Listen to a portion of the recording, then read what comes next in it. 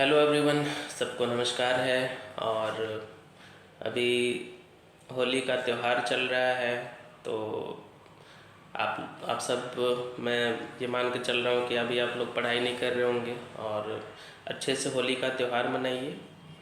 रंगों का त्यौहार होली है और मैं उम्मीद करता हूँ कि ऐसे ही रंग जो है, मतलब खुशियों के रंग जो है आपके जीवन में आए और आपका जो जीवन है ना, जो अलग अलग जो रंग होते हैं उसी तरह आपके जीवन में अलग अलग तरह की खुशियाँ हैं। तो अभी मैं कुछ वक्त के लिए फ्री बैठा था, तो मैं सोचा कि कुछ सजेशन आप लोगों के लिए दे दूँ। इस बार का मैंने इकोनॉमिक सर्वे और बजट का जब जिस्ट पढ़ा तो मुझे ये महसूस हुआ कि इसके बारे में कुछ फीडबैक देना चाहिए। आप लोगों की तैयारी और कैसे, मतलब कैसे अच्छा हो, इस बारे में आपको कुछ बताया जाए।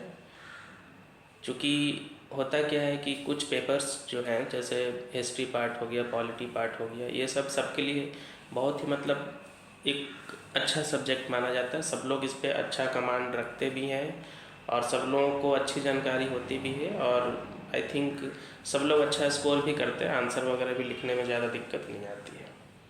लेकिन जहाँ पे खासकर इकोनॉमी का जो सेक्शन होता है, वहाँ पे बहुत लोगों को प्रॉब्लम होती है। तो सब लोग पूछते हैं कि इकोनॉमिक्स जो सेक्शन होता है उसको कैसे अच्छा किया जाए।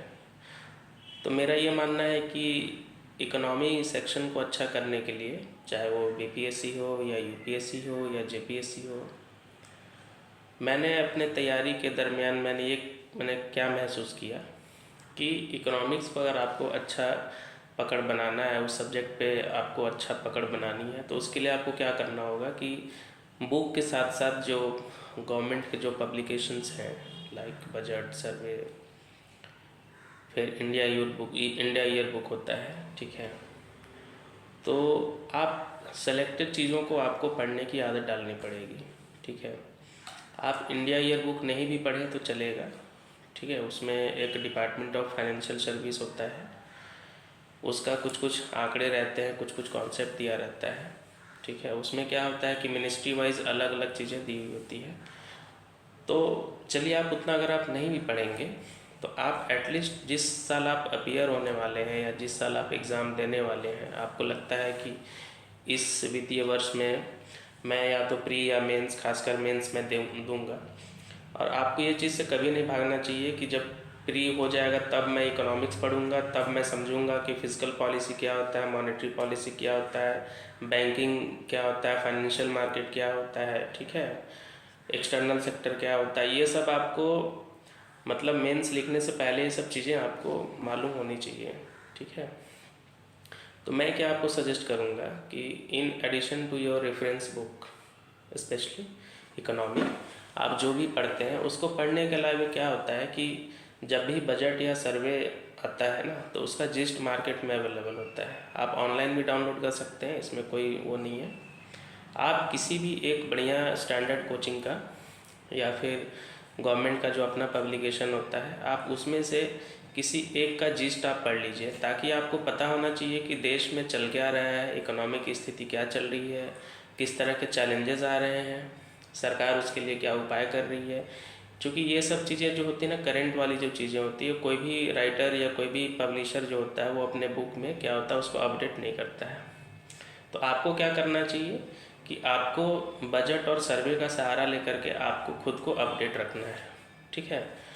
तो फॉर एग्ज़ाम्पल इस बार के लिए मैंने क्या किया है, जैसे देखिए ये योजना में यूनियन बजट का बहुत ही अच्छा आया हुआ है, ठीक है। जैसे अमृतकाल सप्तऋषि आप देख रहे हैं, अलग अलग डायमेंशन, 7 डायमेंशन है।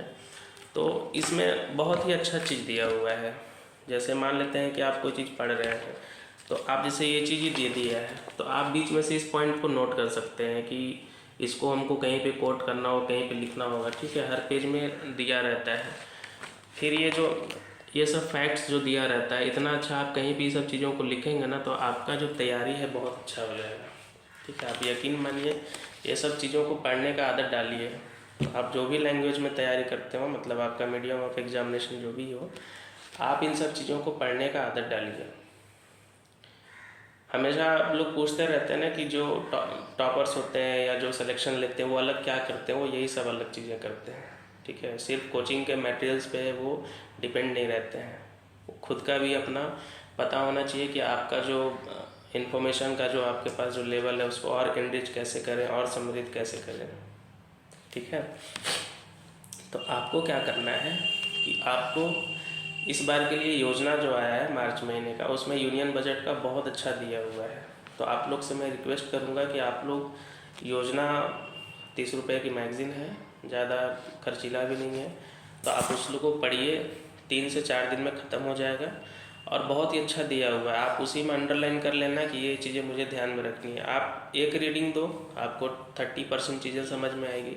आप सेकेंड रीडिंग दोगे, आप 60 से 70% आपको चीज़ें समझ में आ जाएंगी और आप बहुत ही कंफर्टेबल हो जाएंगे, ठीक है। इकोनॉमी सेक्शन को मजबूत करना है तो बजट सर्वे को आप इग्नोर नहीं कर सकते, ठीक है। ये सब चीज़ें आपको कोचिंग वाले भी नहीं बताएंगे, क्योंकि वो पढ़ेंगे तब ना कि यूनियन बजट में क्या दिया हुआ, सर्वे में क्या दिया हुआ, वो नहीं पढ़ते हैं। वो बस आपको क्या होगा कि अर्थव्यवस्था कितने प्रकार का होता है, पूंजीवादी और समाजवादी बता के थोड़ा बहुत महंगाई का परिभाषा बता देंगे, थोड़ा बहुत बैंक का फंक्शन बता देंगे, इकोनॉमी हो गया ख़त्म। बेरोजगारी और गरीबी पढ़ा देंगे थोड़ा, ठीक है।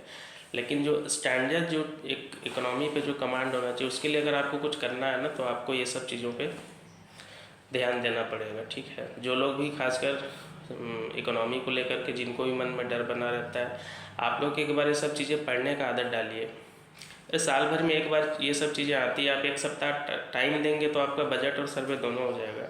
तो एक सप्ताह समय देने से अगर आपका तैयारी का लेवल बहुत अच्छा हो जाएगा, आपका अप्रोच जो है वो बदल जाएगा, लिखने का लैंग्वेज बदल जाएगा, ठीक है।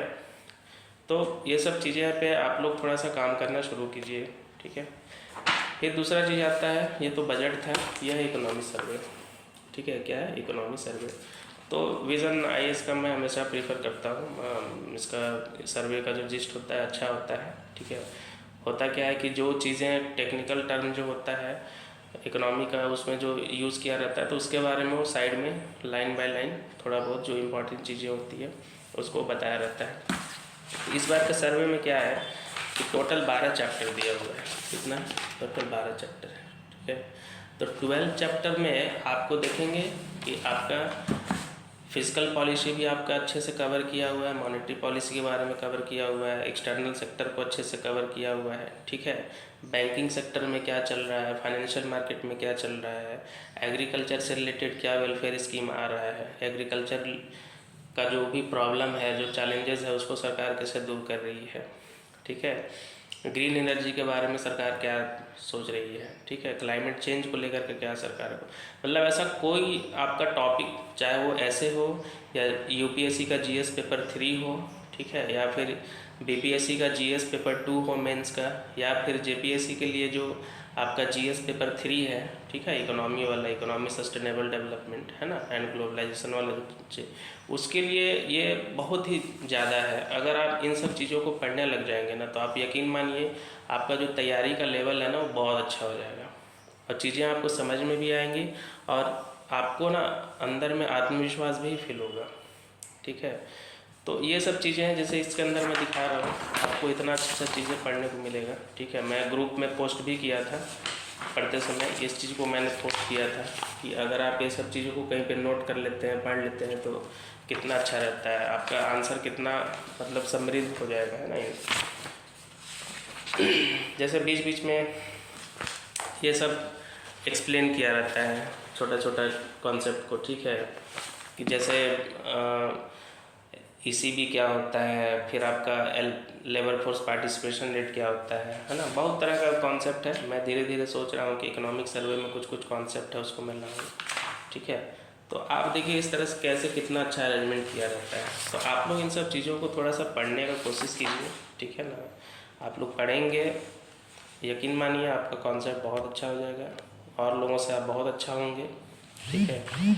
आप सिर्फ एग्ज़ामिनेशन पास नहीं करेंगे, you will be one of the top ranker in the examination. तो आपको इन सब चीज़ों पे वर्क करना चाहिए। बाकी होली के समय में मैं आप लोगों को कुछ टास्क ही एक तरह से बोला जाएगा, बट चिल रहिए, होली के बाद ही आप इसको कीजिएगा।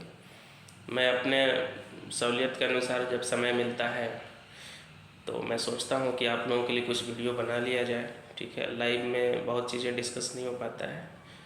तो आज के लिए यही था कि इस बार का बजट और सर्वे पढ़ लें आप लोग। ये तो गवर्नमेंट ऑफ इंडिया का हो गया, यूनियन गवर्नमेंट का हो गया।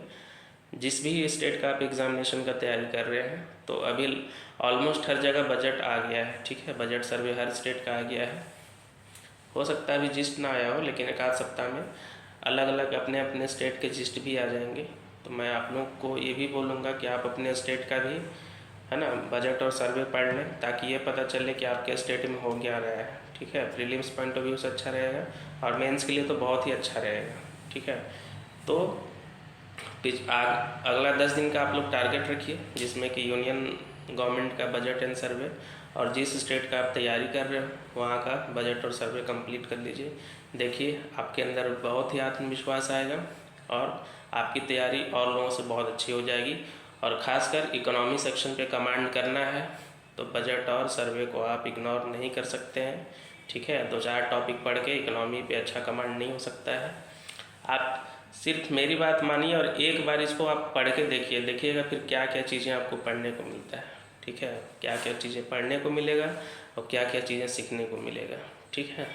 तो यही सब कुछ बताना था, है ना। बाकी सबको होली की ढेर सारी शुभकामनाएं। जय हिंद।